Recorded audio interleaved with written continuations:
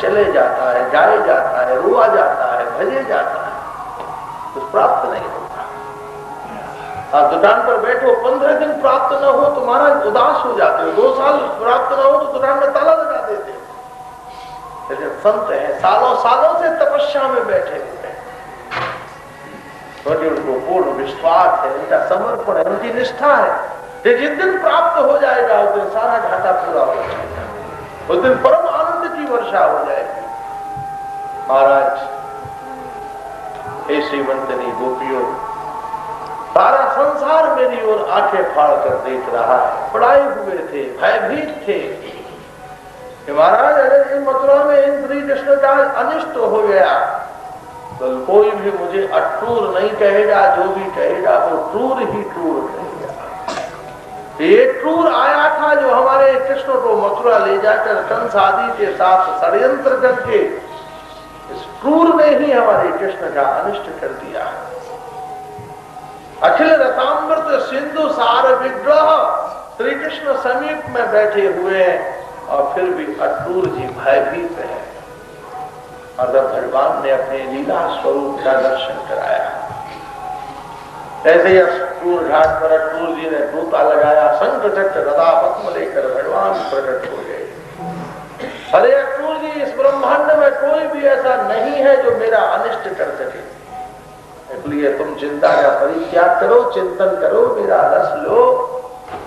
अक्रूर जी एकदम प्रसन्न हो गए कि अब निश्चित रूप से मथुरा का कल्याण होगा, निश्चित रूप से मथुरा का परम मंगल संपादित होगा। और महाराज अक्रूर जी को लेकर मथुरा जा पहुंचे। अक्रूर जी ने कहा, भगवान मेरे घर पधारो।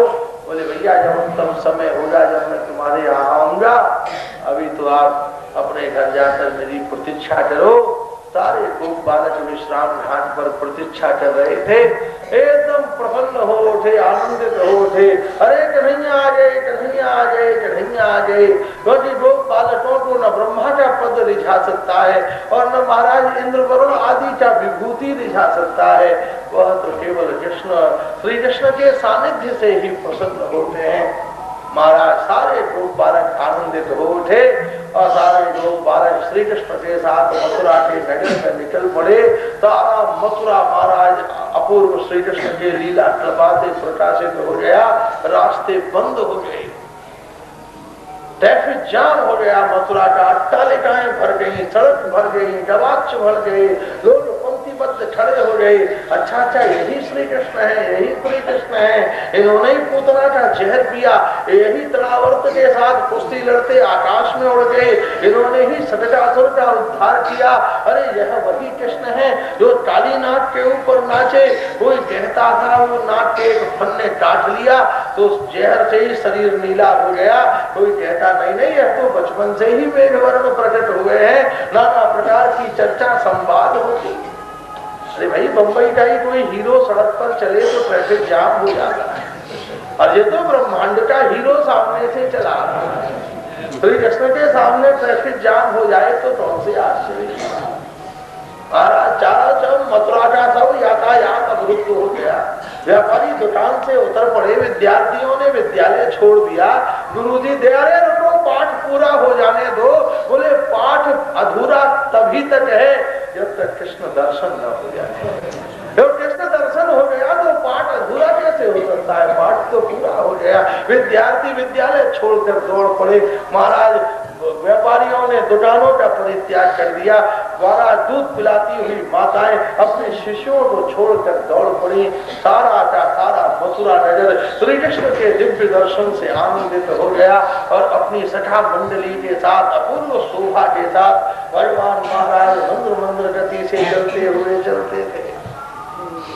तो बालकों ने कहा, कन्हैया हमारी ओर देख रहे हैं, हम कोई ऊंची ऊंची धोती वही हाथ में लकोट, इस समय जरा हमारे परिधान बढ़िया होते, वस्त्र बढ़िया होते तो कितना आनंद होता। सारी की सारी महिमा तो वस्त्र की है। संसार कहाँ तक है, वस्त्र तक। वस्त्र समाप्त हो जाए, महाराज जैसा मिल जाए वैसा पहन ले तो संसार की और क्या बात हो सकती है। वस्त्र और त्रस्त्र दो ही बातों से व्यक्ति आबद्ध है, त्रस्त होगा। जैसे जैसे वस्त्र, हमारा अपार वस्त्र, लंका वाले भी बड़े वस्त्रों के अभिमान में थे, तो हनुमान जी ने अपनी पूंछ में लपेट के सारे वस्त्र जला दिए। और द्रौपदी का भी वस्त्र हरण हुआ, जो वस्त्र आसक्त थी। और महाराज यहाँ भी सब अपने अपने वस्त्रों से ही त्रस्त थे। समुद्र मंथन से भी दोनों पैदा हुए, अमृत भी पैदा हुआ, विष भी पैदा हुआ। अरे भैया जहर किसे पिलाए? बोले किसी ऐसे को पिला दो जिसके आगे पीछे रोने वाला भी कोई न हो। बोले ऐसा कौन है? बोले हिमालय पर लंगोटी पहने भगवान रुद्र है, नंगे बैठे रहते हैं, भूत प्रेतों में घूमते हैं, इनका क्या? रहे तो ठीक, न रहे तो ठीक। हिमवास सेवम न विचारणीया वास प्रधानम फलयोग्यताया पीतांबरम विच्छ ददौ तनुजाम दिगंबरम विच्छ विषम समुद्रा।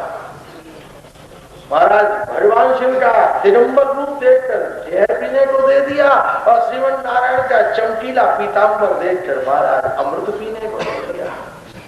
हमारे द्वार पर कोई सूट टाई पहनकर, बढ़िया परफ्यूम लगाकर, बढ़िया शूज पहनकर आ जाए तो आइए आइए, ना जाति पूछे, ना वंश पूछे, ना परंपरा पूछे, आइए ना आइए, बैठिए बैठिए, चाय लेंगे, कॉफी लेंगे। और कोई लंगोटी पहने हुए महात्मा, क्या बात है, अंदर क्यों आए? चलो चलो जाते, चलो चलो।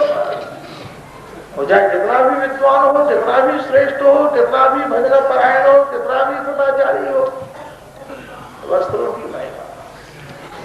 दो बालकों ने भी अपूर्व भाव से बोले भगवान शरीर तो हमारे बड़े सुगठित है, बड़े बड़े महाराज सुंदर सुगठित शरीर, दो कृष्ण बरूथक सुबल मनसुठा श्रीदामा। श्रीदामा तो साक्षात प्रिया जी की मूर्ति, साक्षात प्रिया जी की कांति श्रीदामा। महाराज कीर्ति मैया किशोरी जी को मिलने के लिए निकुंज में नहीं जाने देती, और श्याम सुंदर महाराज हाहा खाते थे, प्रिया जी निकुंज में नहीं आई, रासलीला में विलंब हो रहा है, लीला में विलंब हो रहा है। तो महाराज करुणा में है, प्रिया जी की एक प्रोताइन है, पूर्णमासी प्रोताइन। तो पूर्णमासी प्रोताइन क्या करें कि श्रीदामा को बुला लेती थी, और श्रीदामा के पैरों में बिछुआ पहना देती, नूपुर पहना देती, सुंदर साड़ी से श्रीदामा को सजा देती, नथ पहना देती, कुंडल पहना देती, चूड़ियां पहना देती, और घूंघट मारकर वहां श्रीदामा को बैठा देती। कीर्ति मैया आती, अरे प्रोताइन लाली कहाँ है? बोले बैठी तो है लाली तुम्हारे सामने। और महाराज राधा रानी के कुंतल अलकावलियों का जूड़ा बना देती, और उसके ऊपर ग्वाल बालों का फेंटा बांध देती, और महाराज बढ़िया सुंदर ऊंची ऊंची धोती और बजल बंदी, और कंठ में पीतांबर और हाथ में डंडा देकर वह प्रिया जी को श्रीदामा बनाकर गौचारण में भेज देती। और श्याम सुंदर उसे श्रीदामा, प्रिया जी को श्रीदामा समझकर उन्हीं के कंठ में भुजा डालकर मंत्र मंत्र उनके साथ ही प्रिया जी के प्रेम की अभिव्यंजना करते हुए चलते, आंखों से आंसू बहाते कि श्रीदामा आज कीर्ति मैया ने प्रिया जी को नहीं आने दिया। हे श्री राधे श्री राधे श्री राधे कहकर जब श्याम सुंदर विफल होते, तो श्रीदामा के रूप में गौचारण में आई हुई श्री प्रिया जी भी आंखों से आंसू बहाती। श्याम सुंदर चौंक जाते कि श्रीदामा आज तक तो तू रोता नहीं था, मेरा उपहास उड़ाता था, आज मेरे प्रेम में रो क्यों रहा है? और श्री कृष्ण के अपने प्रति अनुराग से कातरा विफला हुई प्रिया जी के नेत्रों से आंसू बहते हुए जब शरीर में विकंप होता, और उनके माथे पर बंधा हुआ फेंटा गिर जाता, और कुंतल अलकावली प्रकट हो जाती, तो श्याम सुंदर प्रिया के दर्शन से आनंदित हो जाते। तो श्रीदामा का क्या रूप सौंदर्य, साक्षात प्रिया जी की कांति, प्रिया जी का स्वरूप। वो श्रीदामा भगवान के पार्श्व में चल रहा है, मधुमंडल चल रहा है, तो कृष्ण चल रहा है, भरूथक चल रहा है, सुबल चल रहा है। सारे मथुरावासी सोच रहे हैं, हे महाराज मल्लों की और सुंदरों की और बलवानों की और रूपवानों की टोली आज मथुरा में कहां से आ गई? आज इन लोक बालक और श्री कृष्ण के शुभागमन से संपूर्ण मथुरा सुशोभित और आनंदित हो उठी। लोक बालकों ने कहा कि हे कन्हैया, इतने जनमानस तो बालकों ने तो कभी इतने जनमानस देखे नहीं। इतने जनमानस में हम ये साधारण सी लंगोटी पहने हुए, ऊंची ऊंची धोती पहने हुए, कुछ आनंद नहीं आ रहा। बढ़िया बढ़िया कपड़ा मिल जाए तो हम भी बड़े आनंदित हो जाए। ठाकुर जी ने कहा चलो जमुना घाट पर चलते हैं। तो जमुना जी के घाट पर जा पहुंचे, वहां धोबी कपड़ा धो रही थी और कंस ने मथुरा में घोषणा कर दी थी कि कृष्ण बलराम का जो अनिष्ट करेगा उसे मैं पुरस्कार दूंगा। धोबियों के मन में आ गया लोभ।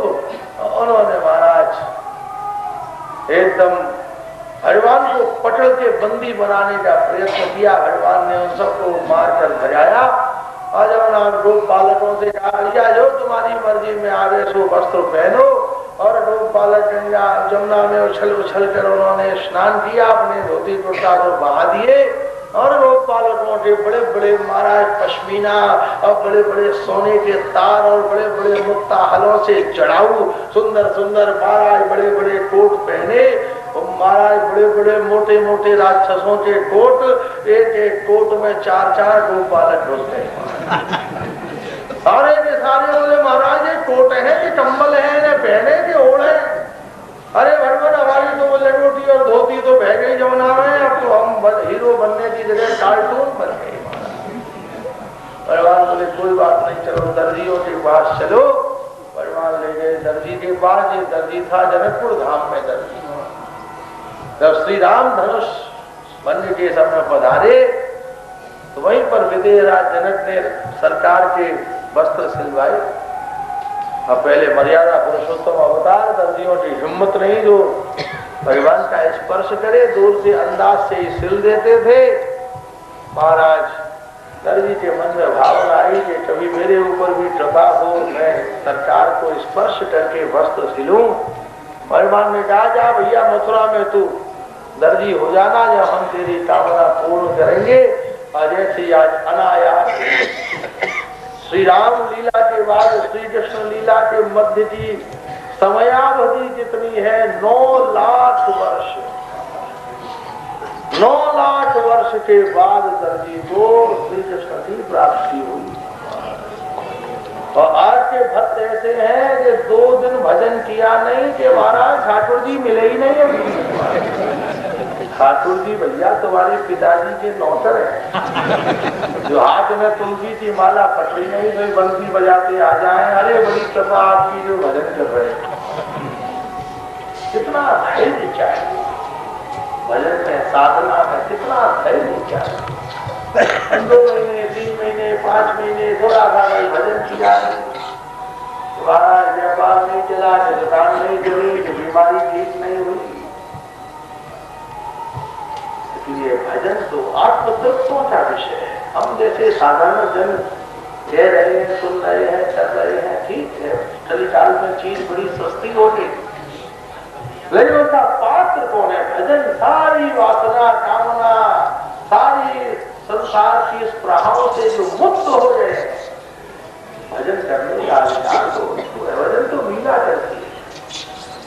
भजन तो श्री गोपाल भट्ट गोस्वामी, श्री सनातन गोस्वामी, श्री जीव गोस्वामी, श्री रघुनाथ गोस्वामी, रघुनाथ भट्ट गोस्वामी करते हैं। भजन तो हरिदास करते हैं। संसार के जन कहाँ भजन? अभी तो भजन का आरंभ है, आवाज है। अभी तुम्हारा एक माला करने बैठे और पत्नी ने गरम गरम हलवा सामने लाके धर दिया, आदि जल्दी करो ठंडा हो रहा है, तो चार दाने खेचना शुरू कर ये सुबह कहा जल्दी से हाथ में आना तो हलवा कितनी समयावधि के बाद तो दर्जी को जैसे कि ठाकुर प्राप्त हुए, आनंदित हो गया, हाथ पकड़ के अंदर ले आया, पधारिए स्वागत स्वागत। हाँ भैया कपड़े ठीक करने हैं क्या? बोले हाँ भैया वस्त्र ठीक करने। दर्जी कह रहा था वस्त्र ठीक नहीं, सारे ब्रह्मांड को तुम ठीक करने वाले, और सबकी समस्याओं को तुम ठीक करते हो, तुम्हें मैं क्या ठीक कर सकूंगा? लेकिन ठाकुर की कृपा। कभी कभी डॉक्टर अपने ही सिखाई कंपाउंडर से कांटे लगवाता है, अपने ही सिखाई बहुत से महाराज मेडिकल कॉलेज के प्रोफेसर हैं, जब बीमार हो जाते हैं तो अपने ही चेला चेली डॉक्टरों की दवाइयां खाते हैं। तो ठाकुर भी कभी कभी करुणा में है, अपने भक्तों से ही अपने वस्त्र भी ठीक करा देते हैं। ये ठाकुर की लीलाएं हैं। एक तरफ द्रौपदी जब संकट में पड़ती है तो वस्त्रों के अंबार लगा देते हैं, और दूसरी तरफ अपने कपड़े ठीक कराने होते हैं तो दर्जी के यहाँ पहुंच जाते हैं। ठाकुर की कृपा है, करुणा। ठाकुर बड़ा अलमीरा, उसे समझना सबकी बस की बात नहीं। इसलिए ठाकुर को समझने की कोशिश मत करना, ठाकुर की लीलाओं का तो रस लेना, आनंद लेना। एक छोटा सा महाराज 6 महीने का बच्चा जो घंटे के बल चलता है, उसका उठना होता, बैठना होता, दौड़ना समझने का विषय नहीं है। मैया ये नहीं समझती कि कहाँ दौड़ रहा है, कहाँ चल रहा है, वो जिधर दौड़े, जिधर गिरे, जिधर उठे, जो मांगे, ऐसे मैया के लिए उसकी हर हरकत एक आनंद और रस का विषय हो जाती है। ऐसे ही भगवान की हर लीला भक्त के लिए आनंद का विषय हो जाती है। यानी तो सब करता है, भक्त उसका रस लेता है, आनंद लेता है। एक जब हाथ पकड़ के जल्दी ले आया आता है, हाँ भगवान कपड़ा सही करने या पीपा निकाल कर हमारा भगवान की कमर में डालकर कृष्ण का स्पर्श करने में योगियों को न जाने करोड़ों वर्ष तपस्या करनी पड़ती है। कभी हाथ पकड़ लेता, कभी महाराज भुजाओं से हृदय में भर लेता, कभी हाथ उठाता, कभी पैर पकड़ लेता, भाई पैरों की क्या लंबाई है, कभी पेट नापता, कभी थोड़ी पर हाथ रखे, भाई ऊपर करो नीचे करो, दोनों टपोल हाथ से दबा लेता। महाराज वो सारा देवता पुष्पों की वर्षा करने लगे, जय हो जय हो। ठाकुर एक तरफ इतना दुर्लभ है, ये समाधि में नहीं मिलता, और एक तरफ इतना सरल है कि दर्दी भी सर्वांग का स्पर्श कर रहा है। बालकों के कपड़ा एकदम महाराज बड़ा सुंदर धोबी दर्जी, और महाराज 9 लाख वर्ष से कोई कपड़ा सिलने को नहीं मिला। अपूर्व भाव से भगवान ने दर्जी को अच्छे पत्ती और अच्छे लक्ष्मी प्रदान की, और दर्जी का जो दुकान थी महाराज, जैसे ही श्री कृष्ण बाहर निकले तो दुकान तो शोरूम हो गया बड़ा भारी। पड़ोसी कहते कल तो 10 बाई 12 की थी, आज तो 100 बाई 200 की हो गई थी। पड़ोसी वही है, बड़े बड़े महाराज पश्मीना लटक रहे हैं, शॉल लटक रहे हैं, बड़ा भारी उसका भंडार वस्त्रों से भर गया, अपार लक्ष्मी और अपार वैभव, और उस भंडार के मध्य में भी महाराज वह केवल कृष्ण नाम का दान करता, कृष्ण कृपा का आस्वादन करता। सारे मथुरावासी देखकर चमत्कृत हो गए, इतना वैभव। अरे यह वृंदावन के कृष्ण ऐसे छोटी सी दुकान पर चढ़े थे, और जब उतरे तो अपार वैभव की प्रतिमूर्ति हो गए। महाराज आगे चले, पहले गोप बालक अपने साधारण वस्त्रों में अटके हुए थे, और अब गोप बालक अपने दिव्य वस्त्रों में उलझ गए। आदमी के पास कुछ भी ना हो तो परेशान, और आदमी के पास बहुत कीमती चीज आ जाए तो परेशान। गोप बालक के पास बढ़िया टाइट सूट, बढ़िया धोती, बढ़िया बजलबंदी, और कृष्ण बिटिन तो ठीक है, कन्हैया पीछे से मैं कैसा लगता हूँ, बोले पूछो ही मत। तब मुझे सखा समझ रहे हैं, तुम्हें कृष्ण समझ रहे हैं, तो कन्हैया हंसी नहीं करो, बताओ तुम। कोई अपनी फतुली देखता देखता गड्ढे में गिर जाए, कोई दीवार से टकरा जाए। एक जगह महाराज गई, एक आदमी का बड़ी भारी यात्रा जा रही, और एक आदमी बड़ा बहुत बीमार हो गया, सर्दी के कारण अस्वस्थ था, बहुत ठंड थी, ओढ़ने के लिए कोई कपड़ा नहीं। एक आदमी नया कोट पहने हुए था, उसी का एक कोट उतार कर उस बीमार को पहना दिया। अब वो उसके पीछे ही पीछे चले, उसके पीछे ही पीछे चले। लोग कहे देखो कितना करुणा में है, सेवा कर रहा है। बोले मुझे इससे कोई लेना देना नहीं, मेरे अपने कोट से मतलब है। आदमी किसी चीज में फंस जाए तो उससे मुक्त निवृत्त नहीं हो पाता। दो बालक भी अपने फंसे हुए। आगे चले, बोले प्रभु शोभा तो तब हो जब कंठ में सुंदर सुंदर मालाएं। तो सुधार राम का एक धोबी था, उसने सबके कंठ में मालाएं पहनाई। आगे चले, बोले सामने से कुब्जा चली आ रही थी, 3 जगह से टेढ़ी मेढ़ी कुब्जा, भगवान ने कहा देवी चंदन लगाओगी? बोले चंदन तुम्हारे नहीं लगाएंगी तो ये चंदन रो नहीं देगा। चंदन की सफलता तभी है जब वह तुम्हारे ललाट पर चढ़े। महाराज तुलजा ने सबके माथे पर चंदन लगाया। भगवान पास में गए और तुलजा के एक पैर पर दूसरा पैर रखा, अंगूठे से तो अंगूठे को दबाया और थोड़ी पर रखा नीचे हाथ और एक जोर से दिया झटका। जैसे झटका दिया तो सबरी हड्डी चटक गई, उसकी टिटर पिटर करती हुई तुलजा बिल्कुल सीधी हो गई। जो 3 जगह से टेढ़ी थी वो एकदम सीधी हो गई। तुलजा ने कहीं कहा गया कुबड़, कहा गई मेरी टेढ़ी कमर, कहा गई मेरी महाराज असंगत भुजाएं, कहा गई मेरी विद्रूपता और कुरूपता, सब समाप्त हो गई।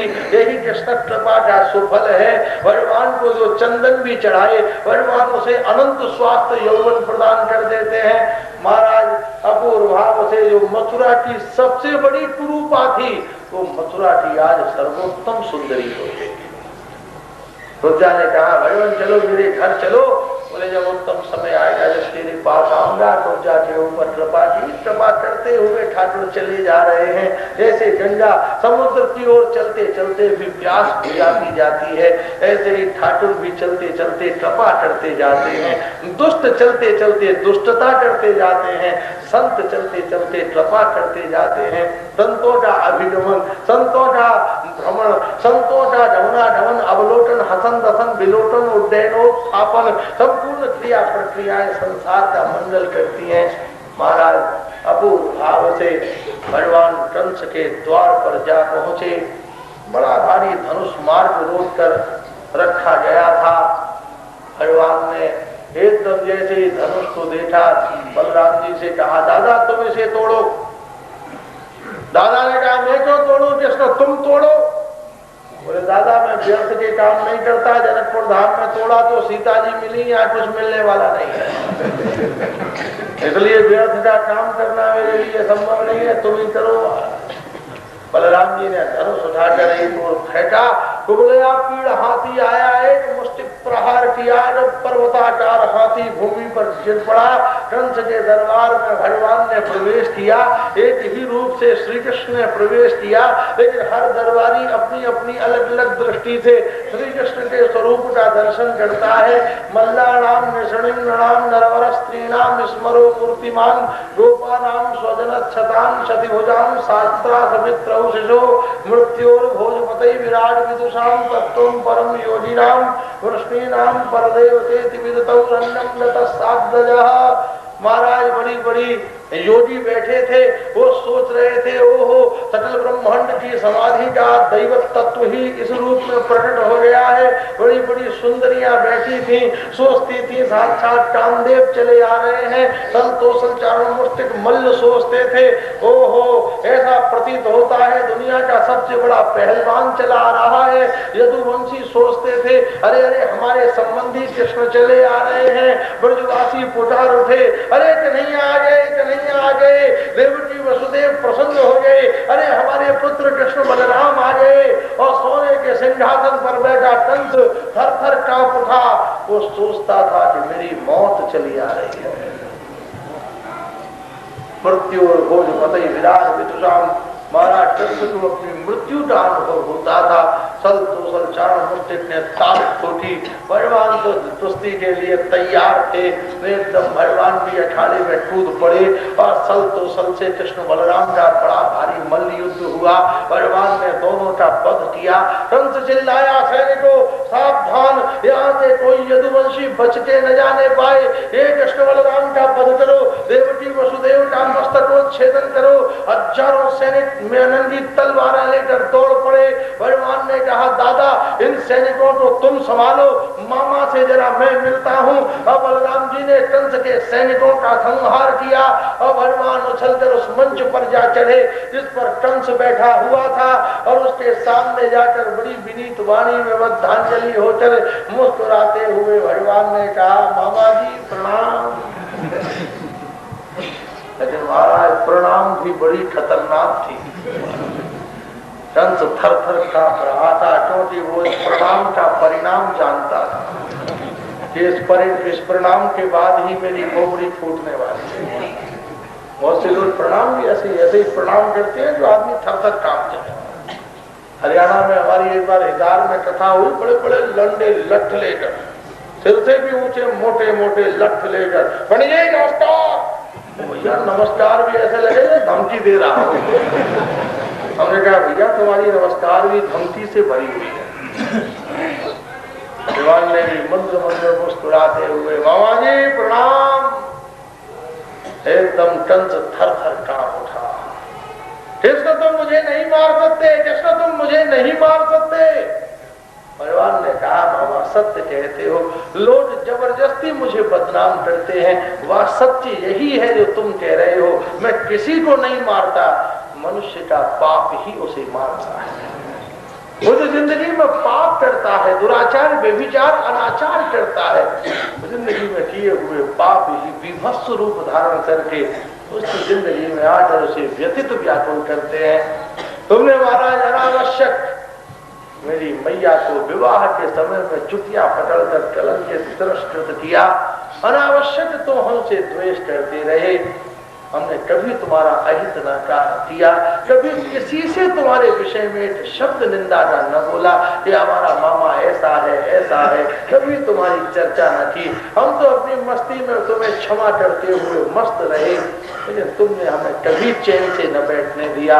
आज तुम्हारा घड़ा भर गया है, आज मामा मैं तुम्हें छोड़ने वाला नहीं हूँ। अब मिल गया हूँ तो फिर बिछुड़ना संभव नहीं है, अब मैं तुम्हें छोड़ने वाला नहीं हूँ। इसलिए तुम्हारे पास जो भी देह बल हो, देव बल हो, शस्त्र बल हो, हमारा सैन्य बल हो, बुद्धि बल हो, इंद्रिय बल हो, तुम सबका आवाहन कर लो, मैं तुम्हें मारने के लिए कटिबद्ध हूँ। और भगवान ने आगे बढ़कर कंस की चुटियाई पकड़कर उसे सिंहासन से घसीट लिया और हाथियों की सूंड के समान अपनी बलिष्ठ भुजाओं के ऊपर कंस को ऊपर उठाकर धड़ाम से भूमि पर पटक दिया और उसकी छाती पर चढ़कर महाराज जैसे टाल भी चूर्ण हो जाए ऐसे टालकजयी अपनी दिव्य मुष्टिका का प्रहार कंस के वक्ष के ऊपर किया। कंस बड़े बड़े महाराज हिमालय के शिखर और देव सिद्ध गण भी इस मुष्टिका के आघात को बर्दाश्त करने में सक्षम नहीं।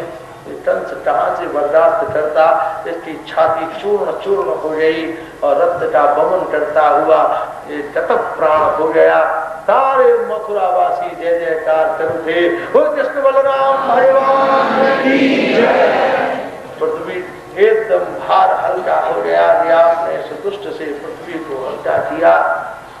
मथुरा के सिंहासन पर उग्रसेन महाराज का राज्याभिषेक हुआ। भगवान को विद्या अध्ययन के लिए महाराज महर्षि संदीपन के आश्रम में उज्जैन में भेजा। वो माता पिता बड़े दुर्भाग्य हैं जो अपनी संतति को विद्वान नहीं बनाते, उत्तम शिक्षा नहीं देते। और शिक्षा का सबसे पहला संबंध है जो अपने राष्ट्र से प्रेम कराए। वो शिक्षा उत्तम नहीं है जिसने हमारी भारत माता से हमारा प्रेम नहीं कराया, हमारे देश से हमारा प्रेम नहीं कराया। भारत माता से प्रेम हो महाराज, अपनी माता से प्रेम हो, गौ माता से प्रेम हो। इन तीनों से जिसने प्रेम नहीं कराया वो भगवान के दिव्य आनंद का आस्वादन कैसे करेगा। अरे जिसके पास सोना ही नहीं है वो अंगूठी और चूड़ी और हार और कौंदनी क्या बनाएगा। जिसके पास मनुष्यता का आधार ही नहीं है वो जीवन में उस भगवान के प्रेम का आस्वादन कैसे करेगा। राष्ट्र से प्रेम नहीं, गौ माता से प्रेम नहीं, अपनी माता से प्रेम नहीं, और हम सोचे हमारा राधा रानी से प्रेम हो जाए। ये मनुष्य की कल्पना ही हो सकती है और कुछ भी नहीं हो सकता। क्या राधा रानी उसकी ओर नजर भी उठाएंगी? जिसने इस धरती माता से प्रेम नहीं किया, जिसने भारत माता से प्रेम नहीं किया, जिसने गौ माता से प्रेम नहीं किया, जिसने अपनी माता से प्रेम नहीं किया। इसलिए प्रेम यहाँ से शुरू होता है, प्रारंभ होता है। हमारा देश जिसके ऊपर हम खड़े हुए, जो हमें धारण किए हुए, उस भारत माता से हमारा प्रेम हो। वो भारत माता स्वच्छ हो, वो भारत माता वृक्षों से हरी भरी हो। हम जन्मदिन मनाते हैं, लेकिन जन्मदिन का भी उत्तम जन्मदिन कौन सा है। हम जितने बड़े हो जाए कम से कम, आज हम अगर 50 वर्ष के हुए तो कम से कम 50 पेड़ उस दिन हम लगाए। हम केक काट रहे हैं, लिम्का और थम्सअप और पेप्सी और बड़े बड़े न जाने अनर्गल पेय पदार्थों को पिला रहे हैं, नाच जा रहे हैं। अब आज धरती को सबसे ज्यादा आवश्यकता है वृक्षों की। ठाकुर जी के चरणों में सीधा कौन सा फूल जाएगा? आपने माली से 2 फूल लेकर चढ़ा दिए, साधारण बात है, लेकिन ऐसा पेड़ लगा दिया कि जिससे लाखों फूल तोड़कर भगवान के चरणों में चढ़े, तो तुम्हारे लगाए हुए पेड़ के टूटे हुए जितने भी फूल भगवान के चरणों में चढ़ेंगे, कम से कम 10% तो तुम्हारा शेयर उसमें हो जाएगा।